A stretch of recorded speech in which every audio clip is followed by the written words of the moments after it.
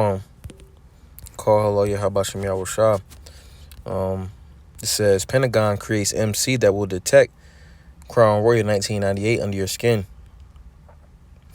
Retired Army Colonel Dr. Matt Hebron, an infectious disease physician, told 60 Minutes that the MC acts like a check engine light for people but does not track their every movement, which has been central to online conspiracy theories about the 1998 Maxes. It says, we'll skip down some.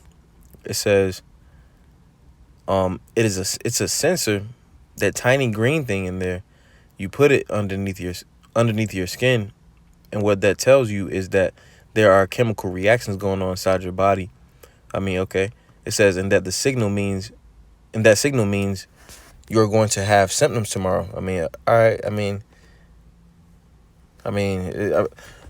It doesn't really mean anything, man, because if you're going to have symptoms tomorrow, that's just what it is, because the Lord is in control of that, So let's grab some precepts. This is Deuteronomy 32 and 39, and it says, see now that even I am he, and there is no God with me, so there's nobody alongside Yahweh Shem Yahushua. It says, I kill and I make alive, I wound and I heal. So the Lord is the one that wounds, as it says right here, and he's the one that heals. So, he's the one that makes people better. So getting a MC and telling you to go to get a blood test is not going to do anything. It says, neither is there any that can deliver out of my hand. It's various scriptures that we can go into. But let me get another one.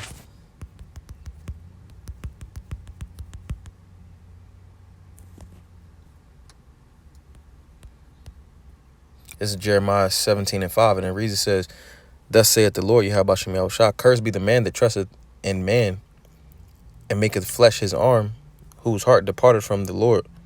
And this is talking about actually trusting in man.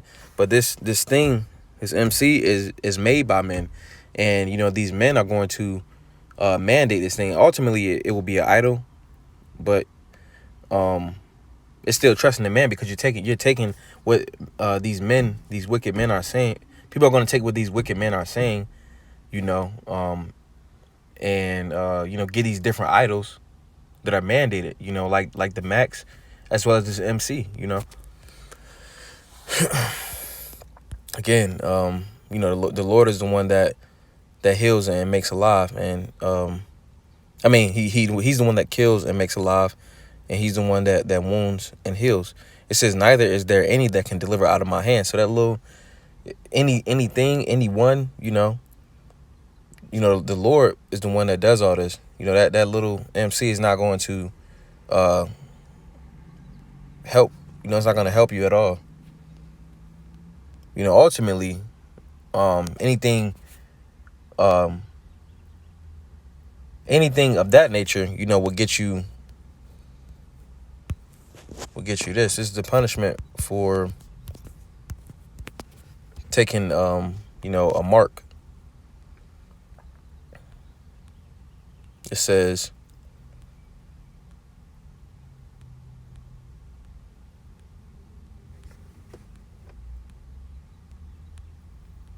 the same, verse 9. This is Revelation 14 and 9, and it reads, and the third angel followed them, saying with a loud voice, if any man worship the beast in his image, and receive his mark in his forehead or in his hand, so either your left hand or your right hand, don't matter, or anywhere, it says, the same shall drink of the wine of the wrath of the Most High, which is poured out without mixture into the cup of his indignation, and he shall be tormented with fire and brimstone in the presence of the holy angels and in the presence of the Lamb. And the smoke of their torment ascendeth up forever and ever, and they have no rest day nor night who worship the beast in his image. And whoso receiveth the mark of his name, here is the patience of the saints, and here are they that keep the commandments of the Most High and the faith of Yahweh Shah. All right. And ultimately, this is what they going up to. It says, and he causeth all, both small and great, rich and poor, free and bond, to receive a mark in their right hand or in their foreheads, and that no man might buy or sell, save he that had the mark, or the name of the beast, or the number of his name. That's that mark. Leading up to this, because right now they're masking it as something to detect, if you're gonna be sick or not.